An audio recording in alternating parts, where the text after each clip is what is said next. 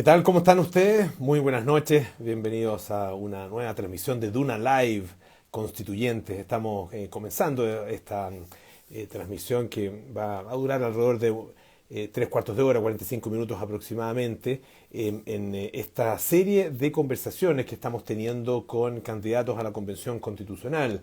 Si ustedes nos han seguido a través de nuestras redes sociales, a través de @Radio Duna en Instagram o @Radio Duna en Twitter o nuestro sitio web duna.cl, o también si escuchan a 99.7 pueden 99.7 89.7 89.7 es otra radio, sí, es otra radio esa. No, no es la nuestra, es otra.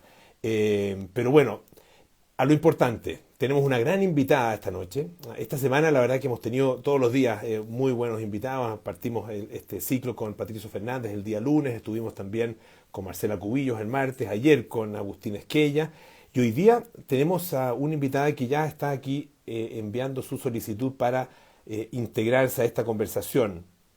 Ella es profesora de profesión, fue diputada entre el año 1994 y 1998, fue también ministra de Educación del presidente Ricardo Lagos y es candidata por el Distrito 11 como parte de la lista de independientes con Chile. Ya se conversación y entra a nuestro Duna Live Mariana Elwin, a quien le doy la bienvenida. Mariana, muchísimas gracias por estar con nosotros. Ahí te aprobé la solicitud, parece que me la vas a tener que enviar de nuevo porque la aprobé, pero a ver, ahí está Mariana, estamos saludando, se unió. Sí, no sé si me ve Mariana, yo no la veo por el momento.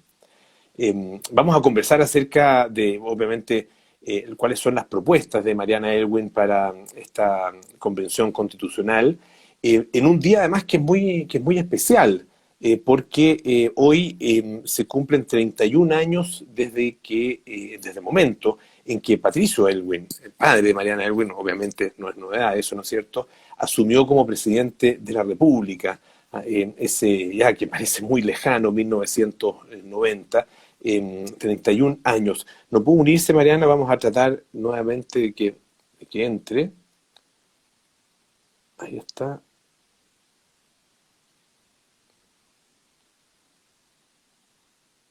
Va a tener que mandarme una solicitud de nuevo, a ver si está por ahí Mariana, para que me envíe una solicitud y así podemos entonces incorporarla a esta conversación. Vamos a empezar en algunos segundos más, así que por favor téngannos paciencia. Ya vamos a empezar esta conversación. Necesito entonces que Mariana me envíe la solicitud para unirse a este diálogo. Como les decía, han pasado ya 31 años desde que Patricio Elwin asumió. Hoy día se cumplen también, para no dejarlo de lado, ¿no es cierto?, y ser ecuánime, 3 años desde que asumió el presidente Sebastián Piñera. Pero ese que parece tan lejano ahora, 1990, yo por lo menos lo recuerdo como un día tremendamente especial. Ustedes, bueno, se imaginarán lo que significa el salir de ese periodo previo, ¿no es cierto?, a lo que fue el plebiscito del 88, las elecciones del 89 y finalmente la asunción de Patricio Aylwin el año 90. Así que vamos a partir, de hecho, conversando acerca de eso. Ver invitaciones, solicitudes, a ver. Vamos a ver si Mariana se puede unir ahora. Ay, Mariana. Ahí te- está, ahora sí la tenemos ahí como Sí, tres Mariana. y tú, parece que no sé qué es lo que había que hacer, pero no me Pero, resultaba. Pero pero ya estamos encantada. conectados, así que excelente. Y escuché ¿Cómo? lo de antes. ¿Cómo estás tú? Bien, muy bien. Aquí muy interesado en esta conversación. Y yo estaba partiendo además por un poco un recuerdo, haciendo recuerdos de algo sobre lo cual tú tuiteaste hoy día, los 31 años desde Sí. el momento en que tu padre asume como presidente de todos los chilenos, además, tal como él lo manifestaba, ¿no? ¿Cómo recuerdas ese momento? ¿Cómo recuerdas ese día, ese 11 Muy, de marzo del 90?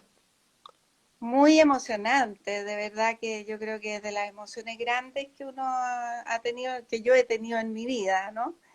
Eh, Yo creo que fue emocionante en general para los chilenos, pero nosotros lo vivíamos tan de cerca y teníamos como sentimientos mezclados también de decir, oh, qué responsabilidad, irá a resultar, eh, pero también veíamos la expectativa de la gente, la alegría de la gente, y a mi papá como que, como tranquilo, ¿no? Como sintiendo que ya, que empezaba esta etapa, y eso, claro, daba más tranquilidad.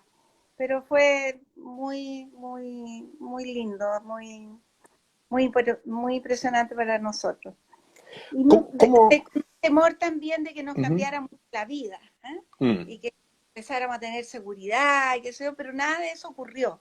Así que pudimos seguir teniendo una vida bien normal y los niños, mis hijos eran chicos y yendo al colegio. En ese tiempo iban en micro, ¿eh?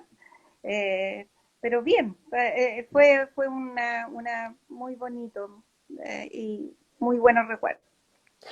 Tú eres profesora de historia, ¿no es cierto? Eh, como profesora de historia, y mirando un poco lo que ha sido también, han sido estos más de 30 años, cuál es tu evaluación? Porque obviamente también tienes una evaluación política, ¿no es cierto?, de estos 31 años ahora, pero cómo va a quedar este periodo efectivamente en la historia? Eh, Porque está permanentemente siendo releído, ¿no? Sí, eso es interesante porque yo recuerdo que cuando se cumplieron 30 años, o no, cuando se cumplieron 20 años, había como una celebración, una mística, decir, bueno, estos han sido los mejores 20 años, y también con el correr del tiempo había una mirada que es más crítica, ¿eh? De ese periodo. Yo creo que los jóvenes, por ejemplo, les cuesta mucho entender que cómo fue esto que una democracia empezara con el que había sido dictador, comandante en jefe del ejército, quién mandaba, eh, esto fue una traición, hay un enjuiciamiento, especialmente de los jóvenes. Mira, yo el año pasado fui a un seminario sobre la democracia en distintas partes del mundo y los derechos humanos. Por ejemplo, el expositor de Sudáfrica contaba que hoy día Mandela por los jóvenes era cuestionado, era como decir, oye, pero si claudicó, no dio la lucha que había que dar. Entonces, como que hay una incomprensión de esa época desde lo que está pasando hoy día. Y ahí yo creo que la historia tendrá que dar su juicio, pero es interesante esto que la mirada histórica también va cambiando conforme las circunstancias que se viven en el presente. Ahora, cuando se hace ese juicio tan crítico sobre el periodo de la concertación, particularmente, que fueron los primeros 20 años en la práctica, ¿qué te pasa a ti como habiendo formado parte tan comprometida, digamos, con ese proceso? Mira, a mí lo que me pasa es que yo siento que hubo muy poco coraje de los mismos dirigentes de la concertación para defender lo que habían hecho. Y entonces al final, cuando tú le empiezas a decir a la gente, mire, hicimos lo que pudimos, pero no pudimos más, no era lo que queríamos, esto es lo que nos resultó, bueno, entonces la gente dice, obviamente, ¿y para qué voy a votar por ustedes? Si ustedes van y no están haciendo lo que creen que deben hacer. Eh, yo siento que ese fue este renegar de, la, de los mismos dirigentes de la concertación de esa época, que uno puede asumir errores, por cierto, pero distinto es decir, oh, como esta cosa blandengue de no defender lo que tú estuviste involucrado. ¿Ah? Entonces, eh, siento que ahí hubo poco coraje, pero también hubo una debilidad del mundo político de la concertación, cuando la popularidad de los jóvenes, por ejemplo, en los movimientos juveniles, que eran muy críticos, en vez de encauzar ese malestar y dirigirlo, se pusieron a la cola. Y entonces al final asumieron las banderas del movimiento estudiantil, cuando lo que corresponde a un político no es asumir las banderas de un movimiento específico, sino que es integrar distintas demandas y ver qué hay de bueno en eso. Yo creo que el movimiento estudiantil tuvo mucha importancia y buena influencia, pero también el mundo político claudicó frente al movimiento estudiantil de esa época y, y la concertación no fue capaz de defender lo que había hecho. Y ese mismo mundo político claudicó también a partir del 18 de octubre. Yo creo que también ha sido ambiguo el mundo político de la centroizquierda, ha sido ambiguo con la violencia.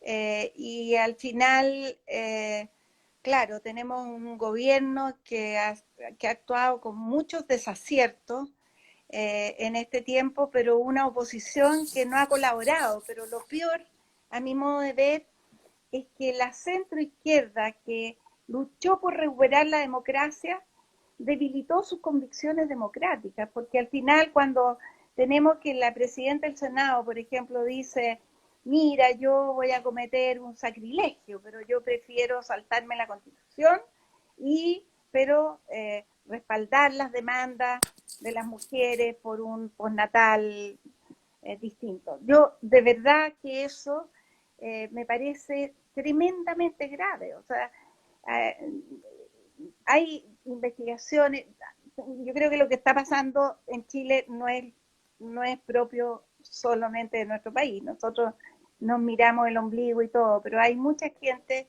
en otros países escribiendo sobre la democracia. Por ejemplo, uno de ellos es Steven Levitsky, y en un libro que escribió que se llama ¿Por qué mueren las democracias?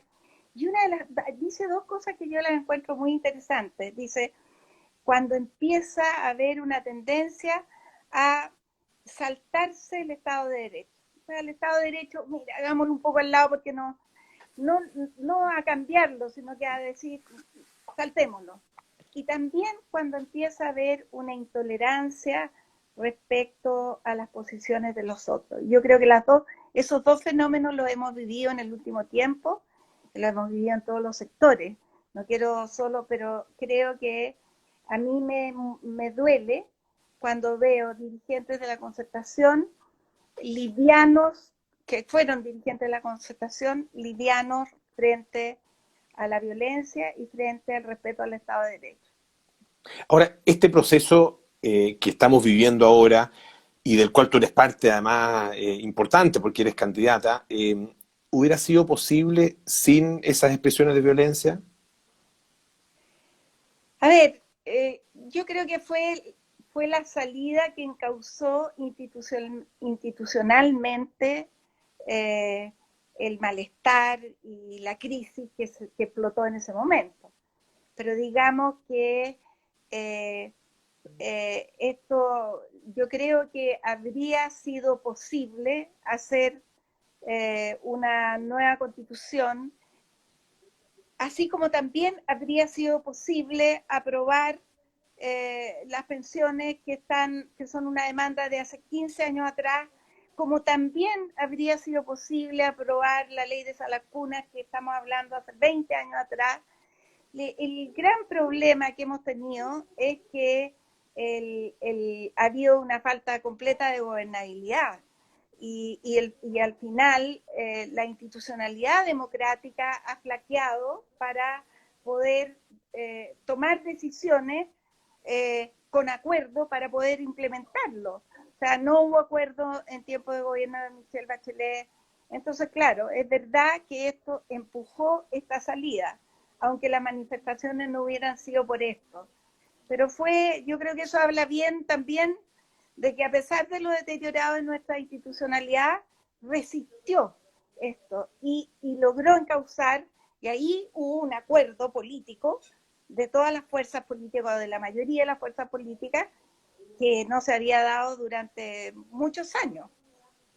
Ahora, lo increíble es que unos pocos años antes, unos dos años antes, se había iniciado, o 3 años antes se había iniciado un proceso justamente de transformación a través de una propuesta constitucional que no era una reforma, sino que era efectivamente una nueva constitución.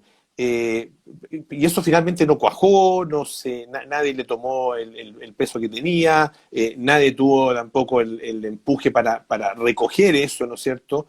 Y finalmente Bueno, explota pero todo esto también, en la cara, ¿no? claro, pero también yo creo que este es un gran problema que hemos tenido en los últimos, no sé, pues al menos 10 años, que en definitiva no se han tomado a tiempo las decisiones para hacer los cambios necesarios.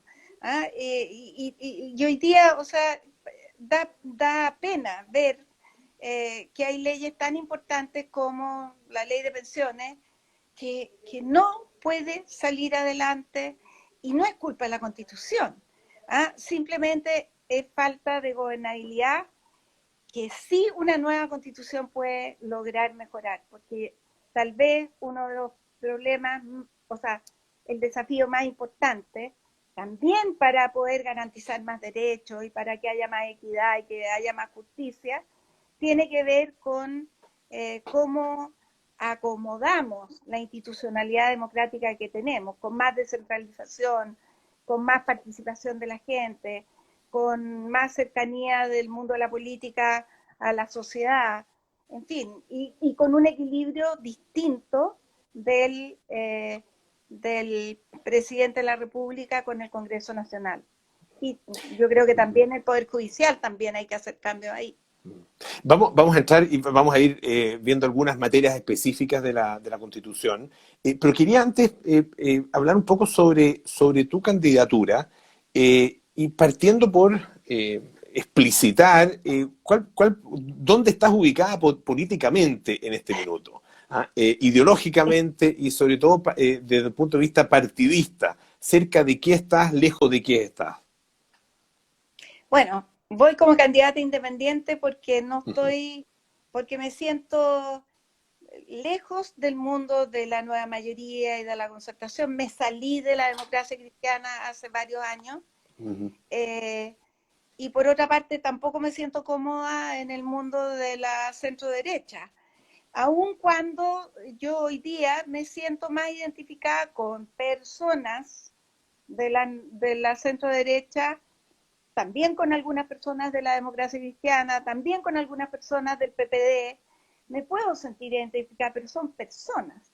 Entonces, en ese sentido, al final, a pesar de que es algo más difícil, eh, y tampoco era, o sea, para mí habría sido muy difícil ir en una lista de la centro derecha y nadie me iba a pedir que fuera en una lista de la centro izquierda. Por lo tanto, decidimos hacer una lista de centro que se llama Independientes con Chile y que nos presentamos solamente en el distrito 11 y que esperamos, no sé, dar la pelea, ¿no?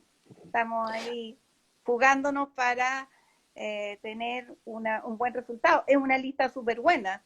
Va Clemente Pérez, va Manuel Inostroza, que fue superintendente de salud, va Tomás Recart, va una chica que es venezolana, chilena venezolana, que habla un poco de la diversidad. Y estamos por una constitución que fortalezca la democracia para tener más justicia y para que el país pueda avanzar. Creo que una constitución también, o sea, y también estamos por el diálogo, por ser un poco bisagra y dar posibilidades de que o contribuir a que pueda haber un diálogo y que podamos ponernos de acuerdo. Cuesta en este minuto tener justamente esas posturas dialogantes, posturas bisagra, posiciones de centro más bien, en un minuto en que las posturas son tan polarizadas. Claro.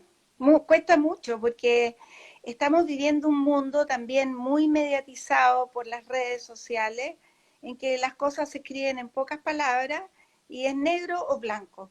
¿Ah? Y resulta que la sociedad hoy día es demasiado compleja. Entonces yo, sinceramente, voy con mis convicciones, pero también voy con la mente abierta, porque yo no voy a imponer mis convicciones, yo voy a dialogar para buscar con otros, construir juntos un futuro para Chile. Y eso significa que tú no vas a poder imponer lo que tú quieres y no vas a poder decir, mira, esto o nada. ¿eh? Y los que van a ir con esa posición de esto o nada, creo que van a ser muy perjudiciales para el proceso. El otro día creo oía o leía a aquella decía, bueno, estamos fritos si queremos ir a imponer nuestras posiciones, lo cual no significa no ir con convicciones, con ideas, con lo que a uno le gustaría, pero vamos a tener que dialogar. Claro, nosotros conversamos con Agustín Esquella ayer y él profundizaba en eso, decía, claro, yo voy convencido de que tengo razón en mis posturas, pero estoy abierto y uno tiene que estar abierto a la posibilidad de estar equivocado, Claro, de todas y de que maneras, otro finalmente te convenza. exactamente, y ni siquiera, no solo eso, por ejemplo, yo hay temas que no tengo claro qué es lo que hay que hacer y que espero, junto con los otros constituyentes, si soy elegida, llegar a tener una claridad compartida. ¿eh? Eh, no sé, por ejemplo, el tema de si tenemos que tener un Estado plurinacional o pluriétnico. Tengo dudas, no lo tengo claro. ¿ah? Pero estoy abierta a ir a buscar con otros y, esa claridad. ¿ah? Y a lo mejor no es lo que yo parta pensando. Eh, Pienso que hay muchos temas en los cuales tenemos que salirnos del debate blanco-negro. Por ejemplo, en educación. O sea, ¿es privada o es pública la educación? Yo creo que si sea privada o pública, la educación tiene que cumplir cualquier proveedor con que la educación tiene un sentido público, cualquiera lo provea, que tiene que ser inclusiva, que tiene que ser pluralista, que no puede discriminar, que tiene que entregar espacio a que los padres se comprometan con la educación y también tengan una libertad para elegir. Eh, o sea, o el derecho a educar a sus hijos, más que la libertad, el derecho a educar a sus hijos. Entonces, creo que si vamos a llegar a seguir debatiendo lo mismo que hemos debatido y que ya hay muchas cosas que están zanjadas en la ley, y a mí me pueden decir, bueno, pero habrá que priorizar la educación pública. Ok, pero yo quiero entender qué es priorizar la educación pública. Si priorizar la educación pública es darle más recursos a la educación pública que a la educación subvencionada, que es gratuita, que no selecciona, que no tiene lucro. No estoy tan segura. Por lo demás ya tiene más recursos. Pero si priorizar la educación pública significa armar una red de establecimientos públicos de excelencia en el país que permita movilidad social, en fin, o sea, sí podría ser. Lo mismo, si a mí me dicen queremos un Estado democrático y social de derechos, ¿sí? Y solidario, está bien, pero ¿qué significa eso? ¿Ah? ¿Es lo mismo que significa la Constitución alemana o significa otra cosa? O sea, yo creo que tenemos que aclarar los términos. ¿ah? Ahora, Mariana, ¿por qué? Claro, cuando uno ve y conversa con los candidatos, en general encuentra convicciones muy asentadas, y ve en la lista de candidatos personas que de alguna manera representan una postura frente a temas determinados y son verdaderos activistas en ese tema, ¿no? Y llegan con esa postura Sí, muy sólida, digamos, para ponerla en la Constitución. ¿Ah? De alguna manera yo creo en esto y esto es lo que tiene que estar en la Constitución. Eh, ¿Por qué una actitud como la que planteas tú, que es en el fondo una actitud más bien de diálogo, podría ser efectivamente mejor si es que lo que uno ve en muchas personas también, y lo que ve en la expresión de las manifestaciones, y lo ve también en las redes sociales, y en muchas personas que hablan también en los medios de comunicación, ve precisamente esas convicciones más bien sólidas y muy bien asentadas? A ver, es que no es que yo no tenga convicciones sólidas, pero estamos redactando una constitución para todos los chilenos. Entonces, uno tiene que buscar en conjunto qué es lo mejor para todos los chilenos. Y yo siento que las personas que llegan con todo claro, primero, o sea, de verdad, creo que la sociedad es tan compleja que tener todo claro en la vida ya me produce cierta desconfianza. En segundo lugar, el que te dice, mira, o se hace esto o tú no entiendes nada, me parece que es una actitud muy totalitaria. ¿Ah? Eh, Porque uno puede ir a decir, yo quiero que se haga esto, pero si el otro te dice, pero es que yo quiero lo opuesto, bueno, conversemos, pero también zanjemos nuestras diferencias adecuadamente. No porque yo piense distinto soy tu enemiga. O sea, la democracia tiene que zanjar las diferencias por la vía democrática. ¿Ah? Y eso es algo que tendrá que ocurrir. Pero, por ejemplo, yo escucho mucho, o me ha tocado, con candidatos a constituyentes que dicen, bueno, lo primero que tenemos que hacer es hacer un reglamento que cambie los 2/3. Y digo, no, porque resulta que lo que votamos el 25 de octubre pasado fue la reforma a la Constitución. Ah, por algo no se pudo hacer los 17 cupos de los representantes de los pueblos indígenas como supranumerarios. Tuvieron que incluirse porque se aprobó una reforma que decía 155 convencionales, 2/3. Entonces dice, no, pero es que eso no lo vamos a desconocer. Pero entonces tú estás llegando a desconocer algo que tú aprobaste. No solo se aprobó por el Congreso Nacional como una reforma constitucional que requiere quórum alto, sino que se aprobó por la ciudadanía. Entonces, yo ahí a eso le tengo un poco de miedo, a la gente que va en esa actitud. Y yo creo que hay partidos que son totalitarios y que van a ir en esa actitud. Pero la mayoría de los chilenos no son totalitarios, son demócratas. Y lo que tenemos que buscar es que los extremos no dominen la convención. Por eso también quiero ir en esta candidatura. Ahora, algunos han llamado, de hecho el Partido Comunista lo hizo en esos términos, ¿no? A rodear la Constitución, a rodear la Convención, digamos. ¿Cómo ves esa disposición del Partido Comunista? ¿Qué quiere decir? ¿Qué quieren decir con eso? ¿Y cuál crees tú que debe ser la actitud correcta? El Partido Comunista ha dado muchas muestras de que no valora la democracia o que la democracia en que él cree es una democracia directa de asamblea que presiona y que un poco la democracia cubana es un poco así. La democracia cubana se designa en asamblea y la asamblea del barrio y el barrio con el otro barrio y al final los que quedan elegidos en la asamblea, no sé, en el Congreso o la asamblea cubana, son todos militantes de un solo partido. No hay prácticamente disidencia. Y eso se hace con movilizaciones, con presiones, etcétera. Bueno, yo creo que eso no es democrático.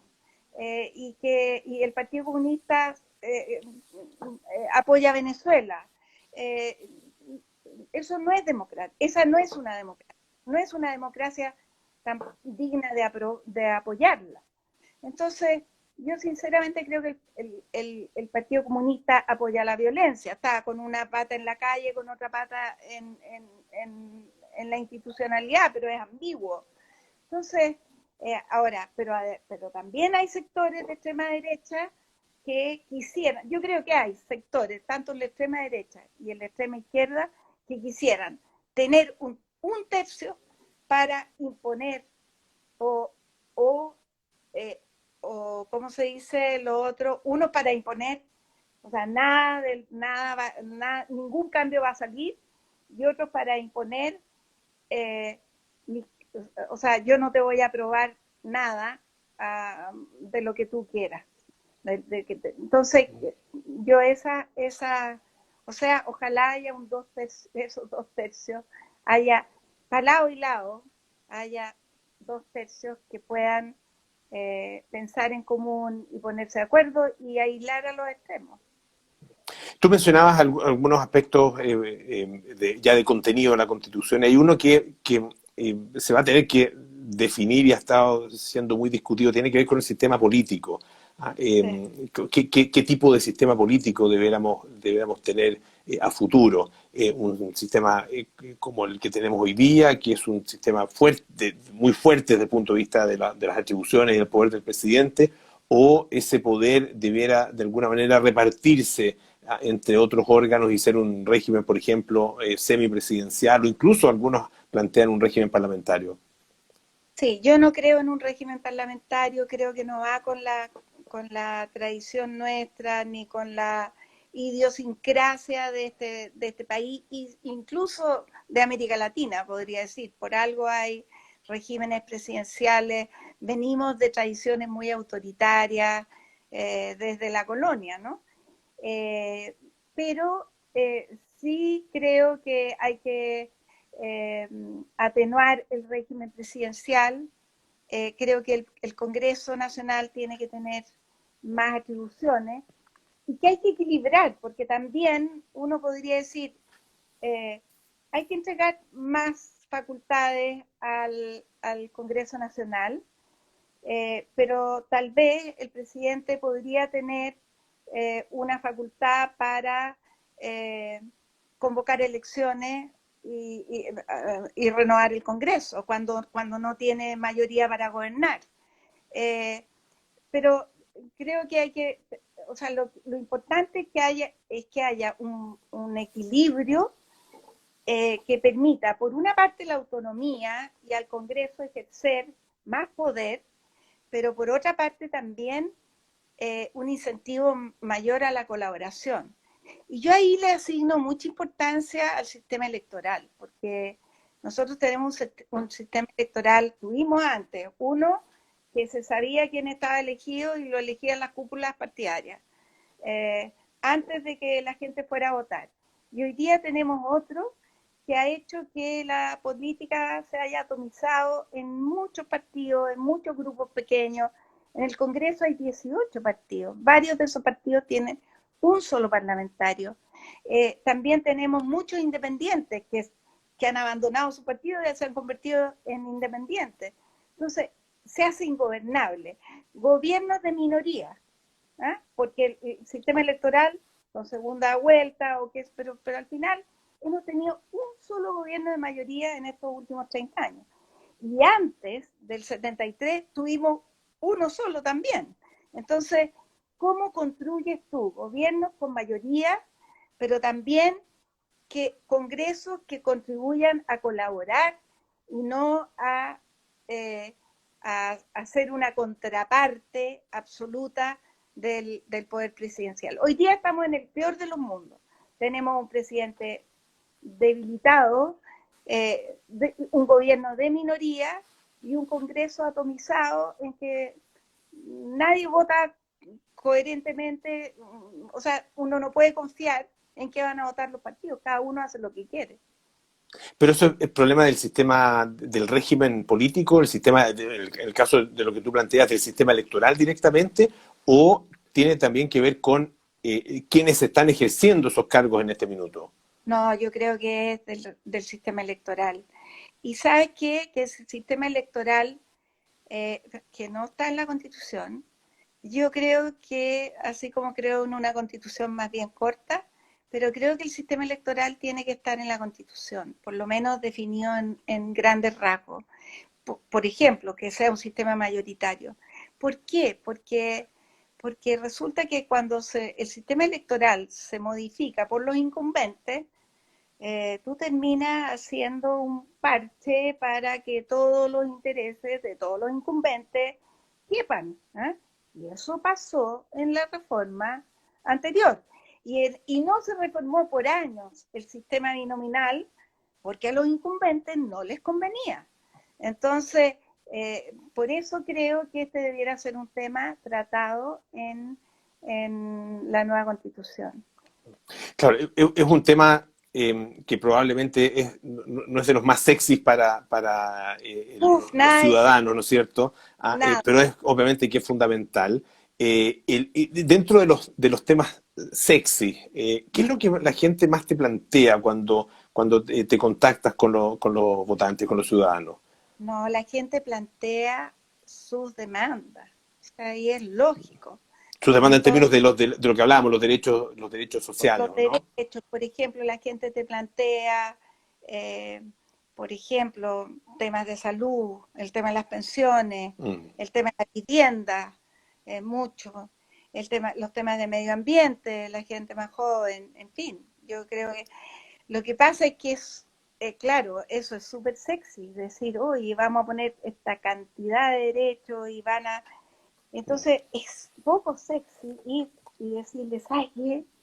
Que nos basta con que pongamos todos estos derechos, porque la verdad es que si no tenemos gobernabilidad y si no tenemos una institucionalidad que funcione bien, y si no tenemos descentralización, y si los municipios no tienen más poder y más recursos, bueno, no vamos a conseguir que estos derechos lleguen a la gente. O sea, no, tampoco basta con que tengamos un Estado fuerte, porque el Estado tiene que funcionar bien y hoy día no funciona bien. Hay poca transparencia, hay cooptación de los partidos políticos, hay cooptación también de, de grupos de interés. Entonces, tenemos que generar una institucionalidad que permita eh, corregir estos vicios también de la política hoy día. Y eso, que no es solo de la política hoy día, o sea, yo creo que este es un fenómeno también universal. ¿Ah? Y tenemos que ver cómo se resuelve en otras partes y nunca se va a resolver completamente. Pero si no tenemos una institucionalidad que funcione bien, no vamos a mejorar ni las pensiones, ni la salud, ni no. Este país va a ser un país mediocre, va a ser un país de la medianía de América Latina. Y nosotros tenemos la posibilidad de tener una democracia fortalecida para que Chile avance y avance en su desarrollo y avance con justicia. Pero eso es lo que tenemos que tener en el horizonte. ¿No? Claro, es que lo que uno se pregunta es, porque ese es un objetivo que yo creo que es un Compartir. objetivo compartido, ¿no es cierto? No sé si unánime, pero en definitiva no debiera haber mucha diferencia en términos del objetivo final o de la meta, ¿no es cierto?, a la que queremos llegar. El problema es cómo llegar a esa meta. ¿Cuál es la forma, ¿no es cierto? Y en ese sentido, ¿dónde están, a tu juicio, las piezas fundamentales que hay que modificar y que hay que dejar atrás en términos de lo que es necesario cambiar de la Constitución del 80 y que hay que introducir necesariamente? A ver, descentralización de todas maneras. Y es descentralización territorial, descentralización, o sea, fíjate tú que en vez de ir armando macro regiones más poderosas, lo que hemos ido haciendo es creando más regiones pichiruchi. Yo creo que eso, y es por darle el gusto a la gente, o sea, no sé, queremos ser una región no sé, en Ñuble, bueno, hagamos una región en Ñuble para que estén contentos. ¿Eh? ¿Qué sentido tiene una región en Ñuble? O sea, yo creo que ahí, o sea, tenemos que avanzar hacia regiones macro, pero con poder, a que tengamos gobernador pero con poder. O sea, hoy día vamos a elegir gobernadores y gobernadores que tienen pocas atribuciones, que no tienen recursos y que además de eso van a tener un intendente al lado nombrado por el presidente de la República. Eso no tiene buena cara de funcionar, ¿o no? Ahora, claro, ya van a estar elegidos los gobernadores, va a ser difícil hacer esta descentralización. Pero yo creo que también esa descentralización se puede hacer desde la Constitución, porque la descentralización, cuando la hacen los incumbentes, los que tienen intereses, obviamente que no se hace bien. Y aquí los de la Convención Constitucional no pueden ser elegidos en el próximo tiempo como parlamentarios ni ocupar cargos públicos. Entonces creo que eso da más libertad. Por otra parte, mira, yo fui consejera regional. El Consejo Regional de la Región Metropolitana maneja el 11% o el 10% de los recursos que se invierten en la región metropolitana. ¿Qué termina siendo eso? Un grupo de personas que están decidiendo cuántas calles se pavimentan en un lugar, si se hace un parque o no acá, cuántos colegios o qué colegios se repara, qué obra municipal se apoya, los camiones alquive. O sea, eso ese es un consejo que no tiene ningún poder, reparte puras cosas chicas. ¿Ah? Entonces, si queremos tener regiones empoderadas, tenemos que tener consejos regionales que definan el presupuesto, cuánto se va a gastar en educación, cuánto se va a gastar, y el Estado central tiene que entregar atribuciones y recursos a las regiones. Y también yo cuando hablo de distribución mejor del poder, también pienso que la inclusión, por ejemplo, de los pueblos indígenas dentro de la institucionalidad, o sea, yo no sé si plurinacional o pluriétnico, pero sí sé que debiera haber representantes del mundo indígena en el Congreso Nacional y en las autoridades que se elijan, y especialmente en las zonas donde vive más población indígena, y hay que buscar cuál es la forma. También sé que hay que repartir más el poder en las mujeres. Y eso, fíjate que la Constitución actual tiene una sola referencia a las mujeres y es en el artículo segundo que dice hombres y mujeres son iguales ante la ley. Ahora tú dices, bueno, hay conceptos más generales que engloban a hombres y mujeres, como el artículo primero que dice las personas nacen iguales en derechos y dignidad. O los artículos que se refieren a la no discriminación o a prohibir las discriminaciones arbitrarias. Pero sin embargo, eh, la situación de las mujeres, las diferencias de las mujeres son fuente de desigualdad muy grande. Entonces tú tienes que explicitar en algunos capítulos de la Constitución la no discriminación a las mujeres. ¿Ah? Las tienes que explicitar. O la distribución del poder hacia las mujeres. Yo no pondría las cuotas ni la paridad en la Constitución, pero sí pondría que el Estado tiene que garantizar un equilibrio de representación y serán los gobiernos y los congresos los que vayan diciendo es 30%, 40%, 20% de paridad. ¿No? ¿Qué pasa con algunos temas bien puntuales que te quería plantear? Por ejemplo, sistema previsional. ¿Debe estar en la Constitución? Porque a veces da la impresión de que hay algunos que están para reformar el sistema previsional, más bien están esperando una nueva Constitución primero que siente las bases de lo que podría ser un nuevo sistema previsional, y de ahí legislar. ¿Debe estar en la Constitución y de qué manera? Yo creo que debe estar definido como un derecho eh, y establecidos algunos principios de en qué condiciones, pero no definir cuál es el sistema, No. sino que definir principios, condiciones. El sistema previsional tiene que garantizar tiene que crear un sistema que se oriente en tal dirección, pero que garantice que el derecho se cumpla, ¿no es cierto?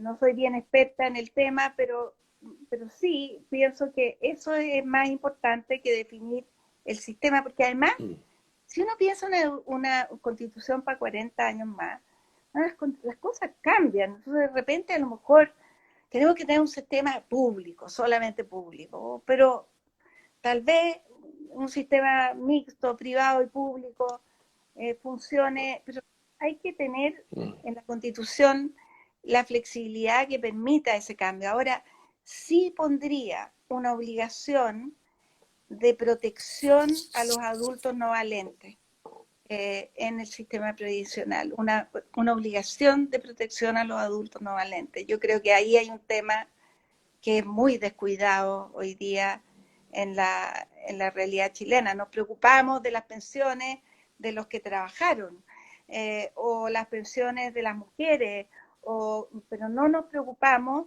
de qué pasa con los adultos que no son valentes y que son cargas tremendas para su familia. ¿Dónde crees, Mariana, que van a estar las grandes luchas en la Constitución? Más allá de las temáticas, porque claro, hay algunas que son tremendamente pelagudas, una es el sistema previsional, ¿no es cierto? Otras, por ejemplo, tiene que ver con el tema del agua.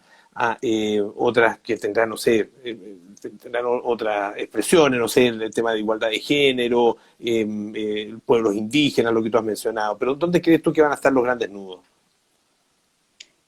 Yo creo que lo que uno ve en el debate es este tema, va a haber este debate sobre la subsidiariedad y el Estado de Derecho. Mm. Eh, Ese va a ser un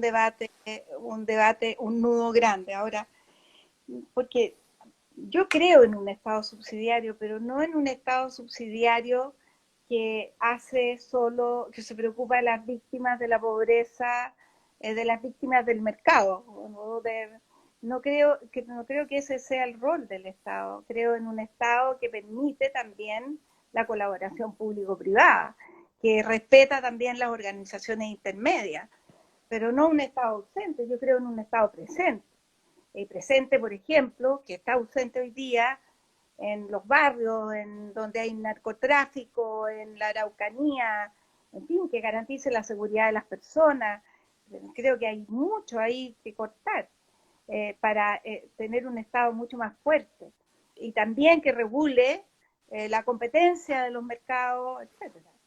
Pero por eso creo que hay que definir bien qué uno entiende por los distintos conceptos, porque, claro, yo también puedo estar completamente de acuerdo en un Estado de derechos sociales garantizados, pero qué implicancias tiene. Vamos a, todos estos derechos van a ser recurribles al Poder Judicial y vamos a terminar con gobiernos en que el Poder Legislativo y el Poder Ejecutivo tienen mucho menos poder que el Poder Judicial. Entonces, hay que ver, yo creo que esa va a ser una discusión conceptual muy importante y ahí va a haber posiciones bien distintas y va a haber que acordar una posición. Entonces, pero lo importante es que lo que se acuerde sea claro. Hoy día no es claro. O sea, hoy día no existe la palabra subsidiariedad en la Constitución. Sin embargo, pareciera que lo claro es que el Estado solo puede intervenir cuando los privados no. Y eso yo no creo en eso. Pero esa ha sido un poco la tendencia. No es que haya sido la práctica tampoco, porque yo creo que el Estado en Chile, desde la vuelta a la democracia, ha ejercido liderazgo en muchos aspectos y cuando ha delegado en el sector privado muchas veces ha sido porque no tiene recursos para hacerlo de otra manera. Por ejemplo, con las concesiones sanitarias, bueno, se limpió el agua, se amplió la cobertura de alcantarillado y la cobertura sanitaria, y tenemos cobertura sanitaria mucho mejor que Buenos Aires, por ejemplo, donde Buenos Aires tiene un 30% de su población sin cobertura sanitaria. Ahora, que eso está mal regulado puede ser, pero hay que ver cuáles son las condiciones que establece la Constitución para poder hacer esas concesiones. Obviamente, tú eres candidato, tengo una última pregunta en ese mismo sentido. Al ser candidato uno tiene obviamente la esperanza y la convicción de que el resultado de este proceso va a ser bueno para Chile en definitiva. ¿Crees tú alguna posibilidad de que el resultado finalmente nos lleve por un mal camino, que finalmente esta convención y estos convencionales, digamos, que van a formar parte de este organismo, tomen malas decisiones? No, yo sinceramente soy optimista. Yo tengo la impresión de que si conversamos, si nos miramos a los ojos, si nos despejamos de los prejuicios de uno sobre otro, si nos conocemos, yo creo que podemos tener, se pueden tomar buenas decisiones, digo podemos, pero quisiera estar ahí y poder hacerlo. También hay riesgos, pero yo creo que la buena disposición tiene mucha chance de prosperar, siempre y cuando tengamos voluntad y creo que ahí hay que hacer algo previo a la convención o cuando empiece la convención. Hay que hacer estos ejercicios de poder conocerse, de poder mirarse, de poder conversar mucho y poder sentir simpatía por el otro y no antipatía. Yo creo que eso se puede lograr. Y yo lo he visto en los foros, que de repente vamos, personas que pensamos muy distintas, y que de repente uno dice, oye, me cayó súper bien esta persona. Bajé mi barrera de prejuicio sobre esa otra persona. Yo creo que tenemos que hacer ese intento y tengo fe en que seamos capaces de hacerlo. Mariana Elwin, muchísimas gracias por estar esta noche aquí en Duna Live Constituyente. Encantado de haber conversado contigo y espero que haya sido también interesante y nutritivo para quienes participaron de esta conversación. Ojalá, y muchas gracias por haberme invitado. Gracias, Mariana. Que esté muy bien. Ya, chao. Y a todas las personas que nos están viendo, los dejamos invitados para el lunes con otro candidato a la Convención Constitucional aquí en Duna Live Constituyentes, 8:30.